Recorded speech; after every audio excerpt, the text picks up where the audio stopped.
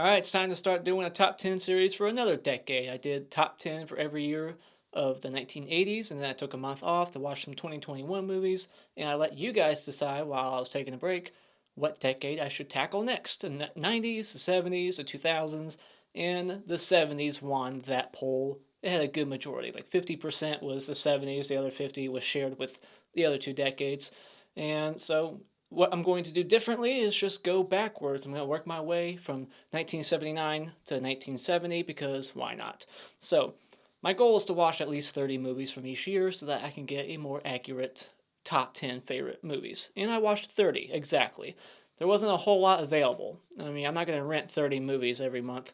I'm going to watch all the free ones and rent a couple, and there was a lot that I had to rent, unfortunately, this month, and the other ones I didn't watch because they have like less than 3 on IMDb. There was a lot of shit that came out this year.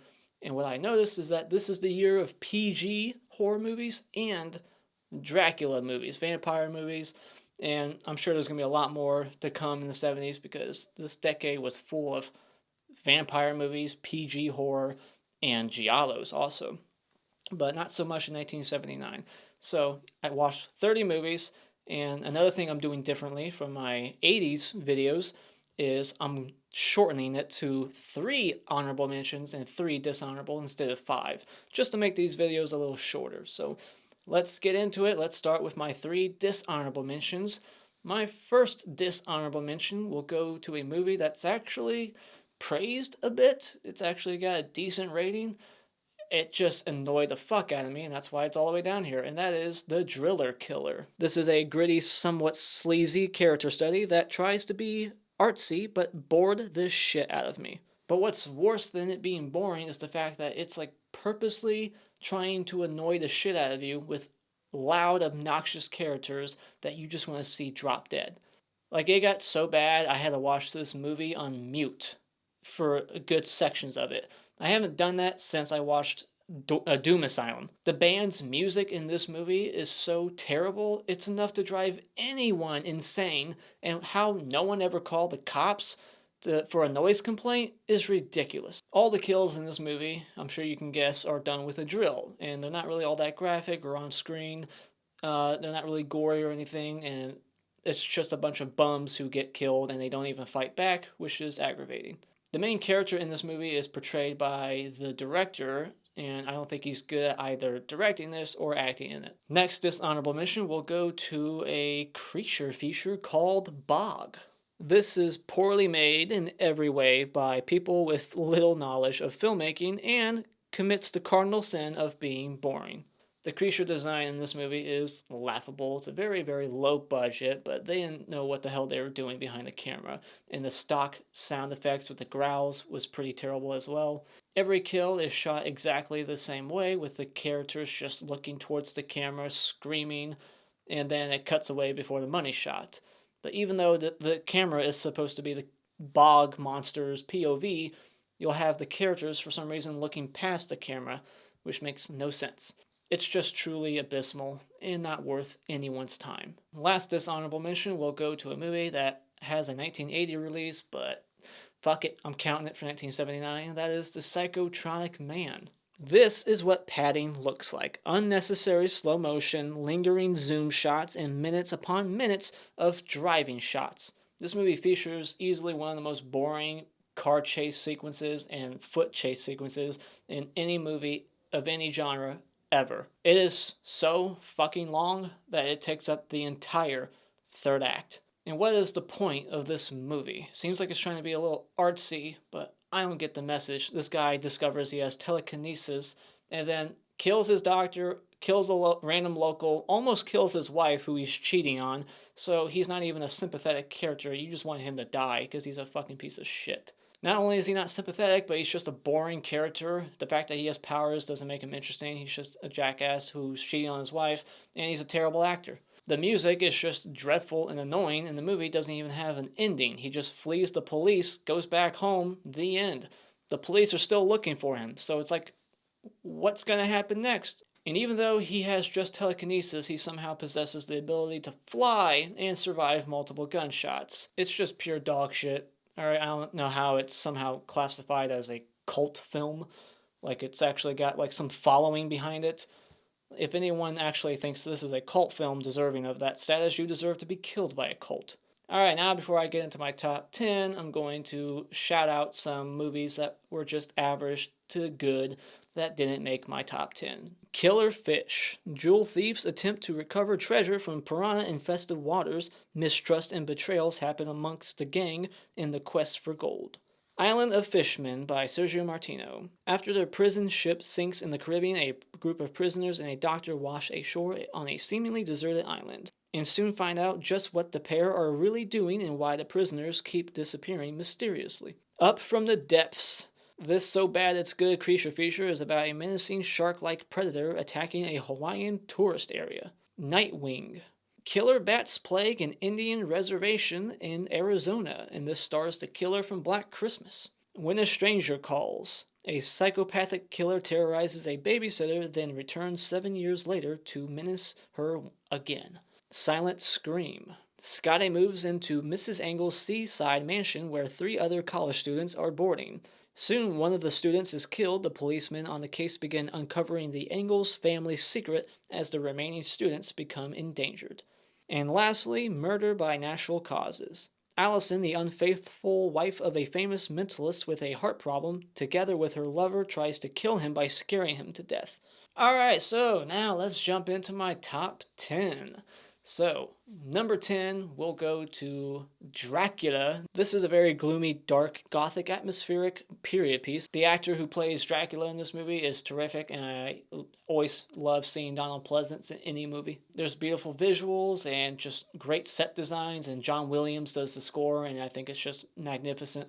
The effects in this movie age pretty well, and the look of just the shots of Dracula climbing up the walls looked pretty cool. It's not really my kind of movie, though. It's more of like an erotic romance movie that runs a little longer than it should. There's a graphic head twist and a throat tear, but not really anything that gory and on screen. But a baby is killed in this movie, and that was pretty shocking. Number 9, we'll go to another vampire movie. There's a lot of them this year, and this one will be Salem's Lot. This is a 3-hour-long TV miniseries that doesn't feel that long, but honestly still could have used some trimming. There's some storylines that are just kind of left open and just don't feel necessary to the main narrative, with the guy who's back in town, the writer, like the cheating wife subplot, and the hobo hired to be like a spy. There's some things that just did not need to be in this movie. But I love that this movie kills a dog and a kid pretty early on, letting you know that normal horror movie rules do not apply. Anybody is available to be killed to this vampire. No one is safe. Some of the best stuff in this movie, though, is the window scenes that just look so eerie, and I love how they're like shot in reverse with the fog. Just gives it a more supernatural look and effect. And I like that the master vampire in this movie doesn't really talk. He's not like other Draculas from before or master vampires. He's just more of a creature in this one. And but I'm not too crazy about the makeup. It does look kind of cheap at times, like it's cracking and peeling off his face. And I do think that he was a little too easily defeated by the end. I like the creepy haunted house-like setting and the ghost town of Salem's Lot, how it just keeps, the population keeps thinning and thinning. And also the score I thought was pretty good. And shout out to a user named Big Gay Ray, who said that this was their favorite of 1979. Number 8 goes to a creature feature called Prophecy, a movie with many themes and social commentary messages, and could have been taken more serious had the main man-bear-pig creature not looked so damn silly. The creature just adds like a cheesy layer to the film that's mainly serious, along with some laugh-out-loud moments like the crazy raccoon that ends up in the fireplace, and the hysterical, infamous, best sleeping bag kill ever on film. It's a shame that this movie couldn't have been gorier to make up for how damn stupid this monster looks. It's Man-Bear-Pig. They should have put the kills on camera. It seemed like the director was trying to shy away from the gore on purpose, and that was just a mistake. I thought the acting was great. There's a lot of familiar actors in this movie, and the characters are very well written. They have a lot of depth. Oddly enough, it's the creature in this movie that's the worst part of it. It's more of a character-driven film, lots of dialogue and emotional beats between this main couple, and it's just, I'm more into the characters than the monster. It's the monster that kind of weighs this movie down. It's mainly story first, effects second. The monster doesn't even show up until like over an hour in. Number 7, one of the more surprising films of this year. Was not expecting to like this as much as I did, and that is Dominique. This is an underrated, engaging from beginning to end mystery thriller with beautiful, colorful, Suspiria-like lighting. It even has giallo elements in it, like the killer POV with the black gloves and a razor blade in one scene. Now, the music can be a little over dramatic at times and kind of made for TV sounding, but still very effective. And the main actor in the movie, he was fine, but I just wish that he would have brought some more like personality and emotion to the character. Like, the main character just wasn't all that engaging, but the mystery was pretty good. Ginny Agutter from American Werewolf in London and Child's Play 2 is in this movie, and she looks stunning as hell, and I wish that there could have been more of her in this movie. But I like that this is a mystery that kind of keeps you going back and forth between, like, thinking this is a ghost movie and this person's back for revenge, or it's just maybe some kind of elaborate prank being done on this main guy. And I kept going back and forth, and then the end kind of surprised me. Number 6 goes to Lucio Fulci's Zombie.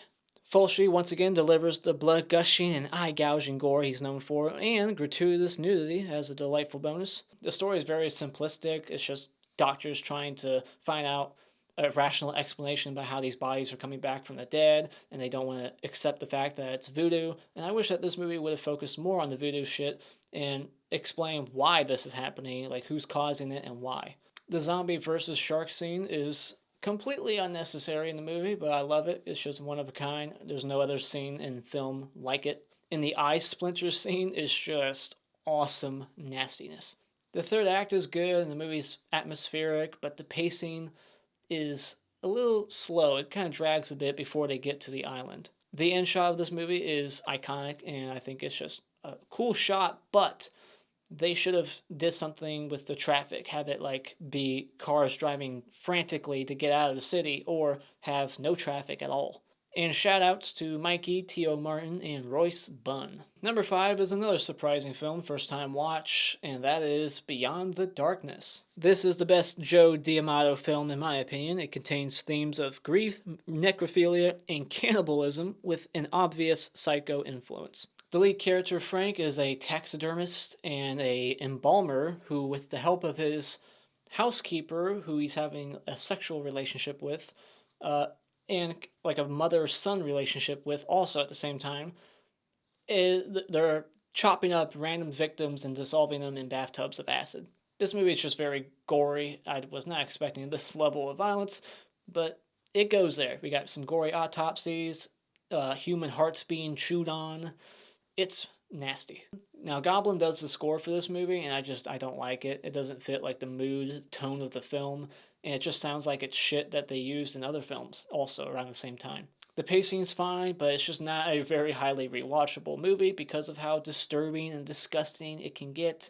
It's not one that I will revisit numerous times, but it's definitely the most effective and gruesome movie that I've seen from this director, and it's my favorite. So, Beyond the Darkness, number 5. Number 4 will go to David Cronenberg's The Brood. This is set in cold winter Canada with a great cast, including Oliver Reed, Samantha Eggar, and Art Hindle. Now, I like Art because I've seen him in plenty of other movies like Porky's, Black Christmas, but I think his performance in this movie is a bit weak at times, in moments of like frustration and anger, and his father-in-law also. They're the weakest actors in the movie, but outside of that, it's pretty solid. I like that this is like a family drama that quickly at some point just turns into a murder mystery, and it's very intriguing.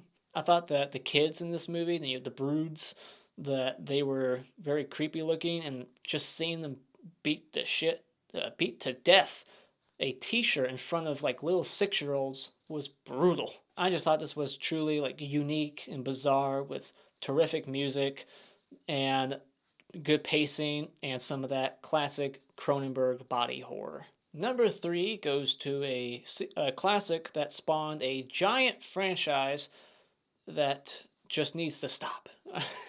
But that is the Amityville Horror. Get Out. Based on a true story, and even though this has many tropes and conventions of haunted house movies, it's very effective in its execution. And perhaps this is the movie that started some of those haunted house movie tropes, and therefore I should be more forgiving of it. I don't let it weigh down my enjoyment of the film that much. Just to get out of the way, what I don't like about the movie is just I don't like the cat scare, and I don't like the dream sequence, and I don't like the poltergeist ending where they just get up and leave, the end. I didn't know the story going in, so therefore I was actually wondering the whole time, like, are they going to make it out? Who's going to die? Margot Kidder in this movie is just absolutely adorable, and she really just shows off her body in this movie. I just couldn't stand it. She looked so damn cute. The child's choir score was pretty haunting, and there was a few good moments in this movie that actually made me jump and yell out loud, like, holy crap. And I also think that this movie just does a bang up job of making you like feel sympathetic towards these characters and the family, really get invested and root for their survival in the end. So I was just on board from beginning to end. I was shocked. I had always heard that this movie was kind of boring, and I was never bored for a second.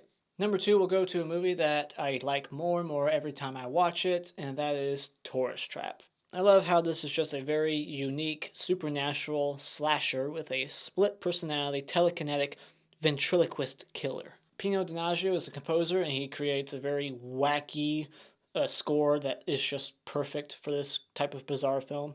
All the mannequin effects and imagery in the film are incredibly eerie, especially the sound effects and laughter that come from them. The killer in this movie changes masks throughout, and his masks are of his victims' faces, which I think is awesome. And the first one he wears, I think, is the best. And the opening of this movie is just very intense and awesome. It's the strongest part of the movie, really. Not to say that the rest is shit or anything, but I just think the whole opening 10 minutes is fantastic and really just sets the mood for the rest of the film. The biggest thing I don't like about the movie, though, is the killer's voice that he uses and how much dialogue they give him in the second half. He just spouts off way too much exposition, and it makes his creepy presence less effective. And this movie needs a better Blu-ray transfer than the one I got. It's very grainy, so Shout Factory, Arrow, somebody get it and somehow work your magic, clean it up, because this movie deserves a better Blu-ray and more recognition because nobody chose this as their number one. Shame on you. All right, now before we get to my number one, let's go over 3 honorable mentions. My first honorable mention will go to a very popular movie that spawned a very popular franchise to some. I'm not a big fan, and that is Phantasm. I think this movie is ambitious and original with a catchy Italian-like theme and unique ideas, but the frustratingly incoherent narrative and the fake-out ending that's just very ambiguous just annoy the piss out of me. My biggest problem with this movie is just I don't understand what the hell's happening. But by the end of the franchise, I really don't understand what the hell's happening. But if I had to guess, I think at the end of the day, this movie is just about a boy dealing with loss and grief and has a fear of losing loved ones. That's really all I got from it. But why does it have to be so confusing? The dwarfs in the movie are interesting and a little creepy, but doesn't really make sense why or how they're created. And that fly scene in the kitchen, I think is just too ridiculous for this mostly serious and very nightmarish film. I just think that was a big misstep.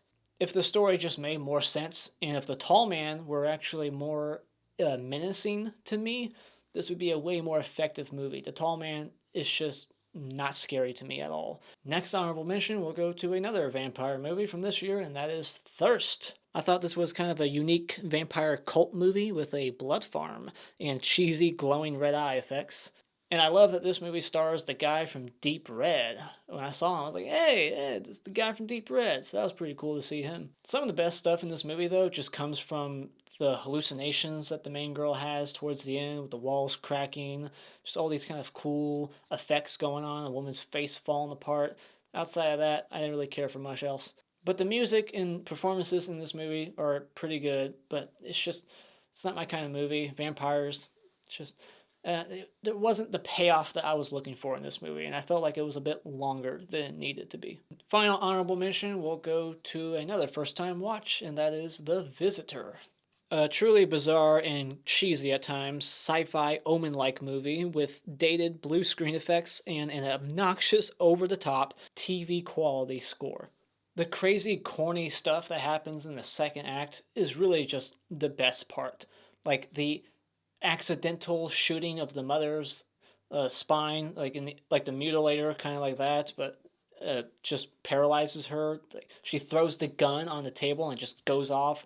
Like there's unintentional funny moments like that, and the whole ice skating scene where these kids for some reason are picking on her, and she just sends their asses launching into the air, flying through glass. Lots of glass shattering in this movie, and it's also funny that no one seems to know how to kill this puny ass little bird, like a little canary, that acts as the evil child's guardian. It's like the Rottweiler in the Omen, but now it's a little bird, and no one can just snap its neck and get rid of it. Lance Henriksen and Glenn Ford star in this movie, and the performances are fine, but the movie did kind of drag a little for me. I just wasn't really fully engaged in it. It's not really my kind of movie. I just don't care for sci-fi films, but this one just had enough corny, weird, bizarre things going on in the second act that I kept watching. So it's worth a watch for some of the shit that happens there in that section. So give it a check. Check it out. It's on Tubi, I think. Now, number one, funny enough, goes to a sci-fi movie. I'm not usually into sci-fi movies, and that is Alien. This is, of course, a very influential sci-fi film that inspired numerous low-budget knockoffs in the 80s, and you can't escape cat scares even in space. I think this movie is damn near flawless. Ridley Scott just has smooth direction in this movie, and the set designs are phenomenal. I think the alien effects in this movie are amazing. The chest or face huggers, what are they called? The face huggers that come out of the chest, that whole scene is iconic. And I really liked the characters in this movie. I thought they had really fun rapport with one another, and we get a badass final girl. And I also think that this movie just has the perfect scary setting where they're just trapped in space, they're isolated, there's no chance to really escape.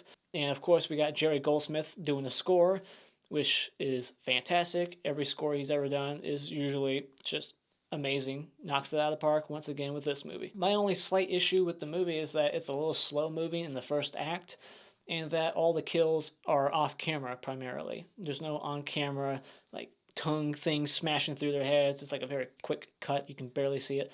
So if there was more kills on camera and stuff like that, this movie is like a slasher movie too. I love that it's like an alien slasher movie. They're just in a trapped, isolated setting, very claustrophobic, tight hallways in this spaceship, getting picked off one by one like a slasher film, but it's an alien. And shout out to Jeanette Spivak and Chongo Chalupa, who chose this as their favorite. So that is my top 10 favorite horror movies of 1979. Let me know what your top 10 favorites are in the comments below. And as always, if you like what you've seen here, you can hit this like button and become a subscriber today just by clicking on my cartoon face in about 5 seconds. And remember, it's all an opinion. You don't need to get butthurt about it.